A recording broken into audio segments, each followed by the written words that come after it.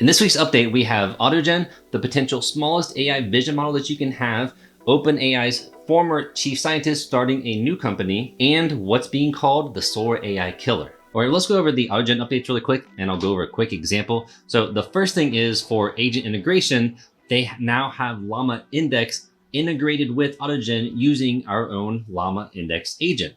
Also, what they have for observability is they have this new AI frontier called AgentOps, which really helps out getting the analytics, logging, and cost of the agents that you're running. Let's go over a quick example using both Llama Index and AgentOps. So I already have the example, and for AgentOps, which I'll show you, and it's going to give us a link so that we can see how much everything, everything about this chat that we're initiating. But all you have to do is initialize AgentOps at the top, and at the bottom we'll say we're done, we're closing. And if we scroll down a little bit, you can see we do have an OpenAI embedding, which we'll be using for Llama Index, and I'll have a video going a little bit more in depth upcoming this week so that you have a better understanding of what Llama Index is and how it's really integrated into AutoGen. And then what we have here is the Llama Index conversable agent, which is what was been integrated into AutoGen.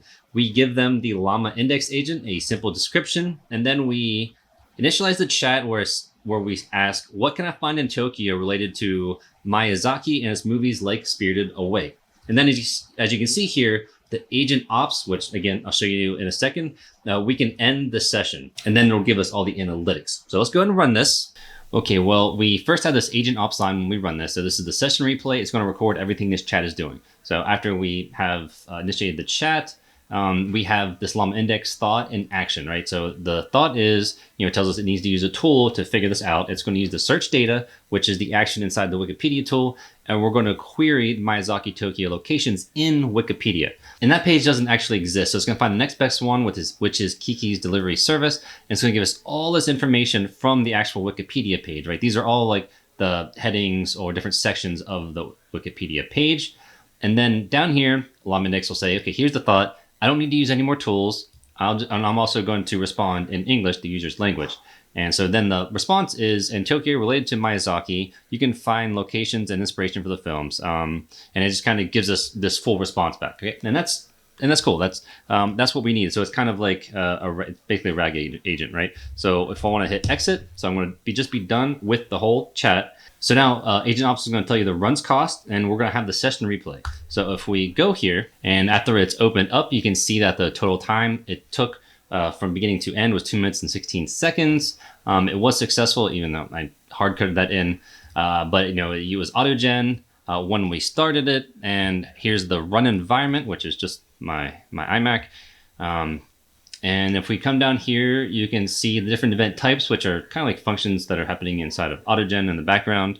Now, I don't think they have Llama Index integrated yet because it's brand new, right? So they don't have that agent integrated. So you would see the cost here and the actual chat viewer. I will have a video, a better video on this so you can see the full group chat of what's going on. And then in the session replay, right? So we have all the actions that were taken. If any tools or any LLMs that were used, it's going to give you the responses over here, the replies, the content that we used, and so forth, right? It's going to give you all of this information broken down into a really nice dashboard of the whole chat. ElevenLabs just came out with their AI sound effects. So if you go to ElevenLabs, there is now an option to create sound effects. So let's generate somebody laughing, and let's do boy laughing, then a loud fart. This costs 200 tokens. Down here, I have 9,200 left. And generally, it doesn't take too long. It gives you 4 different options, so we'll play each of them.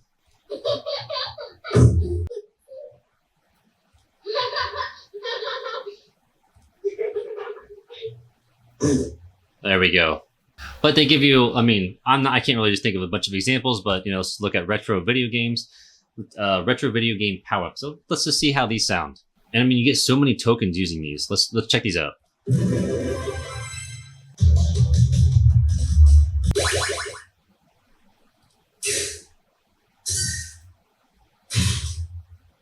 Let's just do one more because it's kind of fun. It is fun to play around with. Dramatic buildups of a scene with a lot of suspense. Hey, this could be an intro to one of my videos.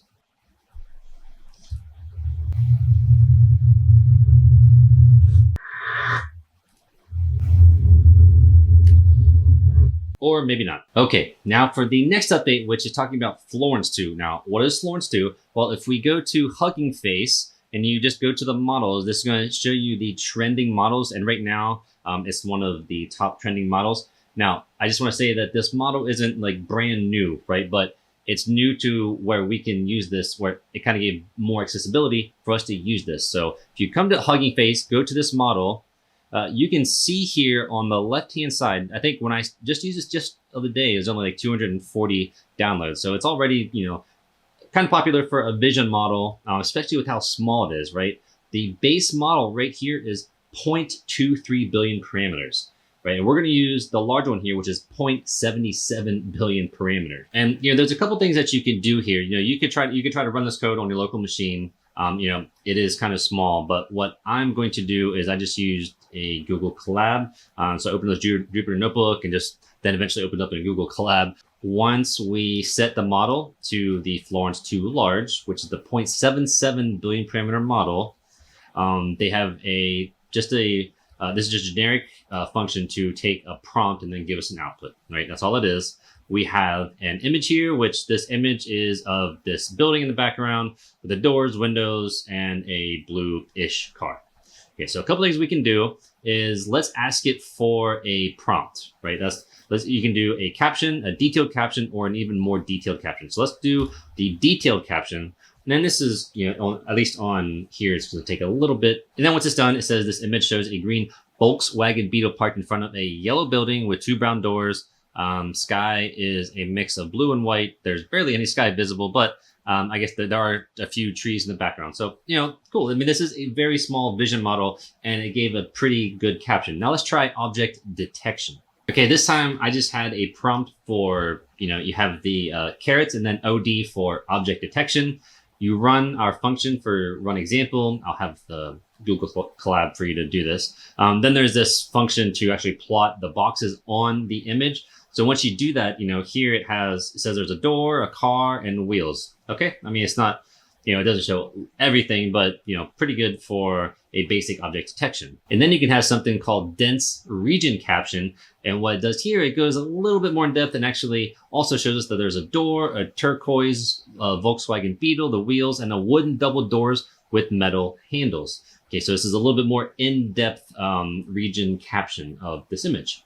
And then for one more example, we can use OCR on this image and draw rectangles. It can draw a box around each separate text and then define those labels. So here, it drew the boxes around all of these. So for instance, the 4 engineers, right? So it separated that by itself. An introduction to high performance, that was separated, and all of them were separated and so forth. So for such a small vision model, this is pretty good. And for the next one is we're going to talk about NVIDIA's model Nematron.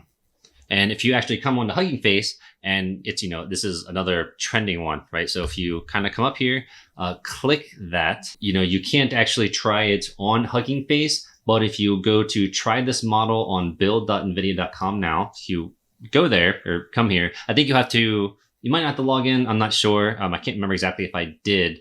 But if you come here, we can, use this model. It's a 340 billion parameter instruct model. Okay.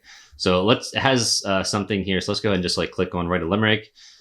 And I think this is going to be streamed. Yeah. So it's going to stream the answer for you. And here is, this is the code, right? So if you don't need to log in because you don't need an API key. If you use this outside of their website, then you need to get the API key, but it gives you the code that you can use to run this. And really, I'm just showing you this because this is new and trending on Hugging Face also. But again, this is a huge model that you can try, right? And see what you can come up with, see if it functions better or test any test that you use, see how well this does. OpenAI's former chief scientist launches new AI company. And this is called Safe Superintelligence Inc. or SSI. And he did this just 1 month after formally leaving OpenAI.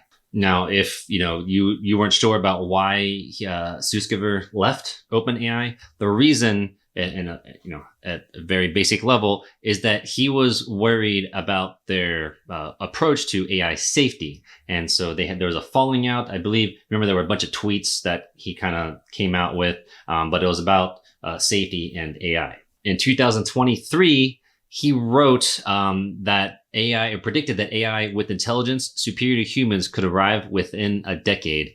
And when that does, it won't necessarily be benevolent, necessitating research into ways to control and restrict it. And here's a tweet that you can actually check out that just came out with a couple days ago that already has 8 million views, talking about what their mission is for this company. In this article, they say more apparent is that unlike OpenAI, which originally launched as a non-profit organization in 2015, then restructured itself when the vast sums of money needed for its computing power became more obvious. Sutskever's newest company is being designed from the ground up as a for-profit entity. We'll see.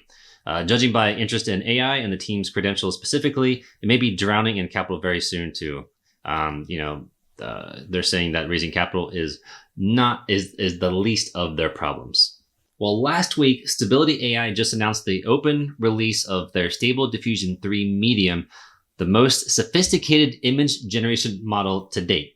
Now, while I myself may not have access to actually try that, it got me thinking that, I'm wondering if anybody else or if you guys have tried Stable Diffusion 3, and here's how I'm going to try it.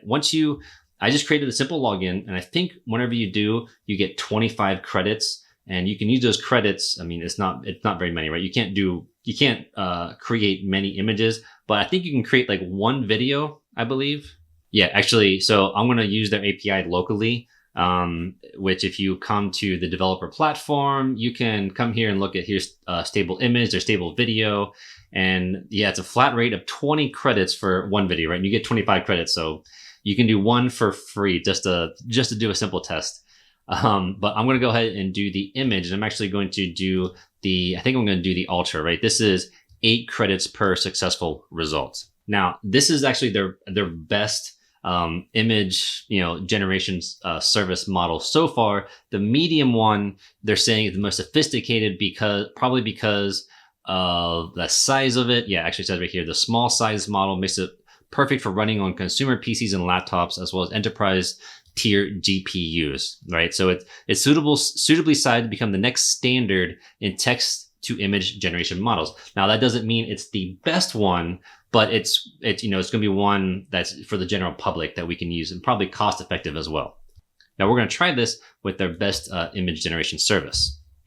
So if we go back to the code, I'm using Ultra. I just have my token here, and let's just go ahead and run this. All right, and it finished. It created the bird.png. Let's look at it. Let me close this a little bit, or bring this up more. Okay, and that's a very colorful image, which is what I asked it for, right? My prompt was actually dreamlike digital art captures a vibrant kaleidoscopic bird in a lush rainforest. And I'd say that's what we got.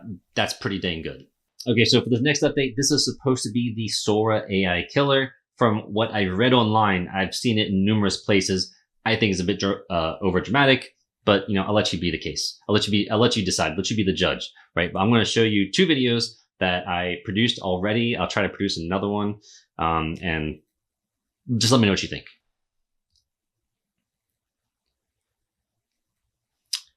I said low angle shot of a person running through a forest. Now, I can't tell the difference if this is AI or real. I mean, looks pretty realistic to me. I mean, at least the tree, the greenery, everything looks pretty good. Even the maybe a little glowing. Maybe she's running into an alien spaceship. I don't know, but I didn't think this was I thought this was a simple video, but I gotta say, I don't know if this is the Sora AI Killer. Now, here's an old lady laughing underwater wearing a scuba diving suit. Her expression denotes calm and happiness. Interesting that she's so smiling and happy while she's going to be drowning soon. Perfect. But not bad. I mean, this is video generation, right? I know that maybe this whole idea of video generation is new, so I'm just kind of, maybe I'm dogging it a little too much. But it's very interesting that we can actually create this, right? And I think you can have the extendability. So let's create another one. Let's just go ahead and do this. This fast drone fly through of a European castle, beginning with an aerial view of the towering stone walls. Okay, yeah, whatever. Let's just go ahead and run this, and I'll just let this play so you can kind of see. Well, it's in a queue, I guess. They do say that they only allow limiting free tiers to 5 generations per day, paid tiers had the priority in the queue and no limit. Let's go to learn more, because actually I don't know the pricing while that's running. What is... Oh, interesting. The extend button will extend your video for 5 more seconds and will cost 1 generation credit. Just so you know. Oh, here we go. Here's the pricing, right? So if you go to your account, so I have 27 more generations remaining for the month. And that's honestly, for the free tier, that's probably enough for me. I don't do enough with it yet to really justify paying. But I mean, here are the prices. For $24 a month, you get 120 plus, I guess, your standard 30. So what, 150 generations per month. They removed the watermark, commercial use permitted. And then, they have higher $400 a month for 2,000 generations per month. That's crazy. Then gliding through an open window into the grand interior walls. Well, let's, yeah. If I download this, is this just like the preview, or let me see if I can download if it's longer. No, so whenever I download, it's only 5 seconds long. So if I ask it to extend, it's going to just give me another 5 seconds to be a total length of 10 seconds. I mean, maybe that's how Sora is. I don't really know for sure. Maybe they just put a bunch of clips together. Maybe that's all we can do right now. But I don't think it's going to end up going through the grand interior walls. It's still outside. In another 5 seconds, it's still going to be outside. Well, anyways, there you go. That's, if you want to try this out, it's ElevenLabs.ai. Okay, before we wrap up, there is one more update that I haven't really dove into yet, but they just came out with Claude 3.5 Sonnet, which is supposed to outperform GPT 4.0. I'll probably come out with something else, kind of going more in depth about that, but you can use that now at Claude.ai and try it out for yourself. In the description down below, I have a newsletter that I come out with every week that you can subscribe to learn about AI agents and other things happening in the AI world. But generally, we're going to be focusing on how we can create AI agents and make them better. I have a free full beginner course on AutoGen that you can also check out if you're interested in AutoGen's AI agents and how you can construct them and learn everything from the ground up. I also have a 31-day playlist where every day in March, I recorded and released a video. And you can go through there and see which projects that you find interesting or, learn something from. Thank you for watching. I'll see you next video.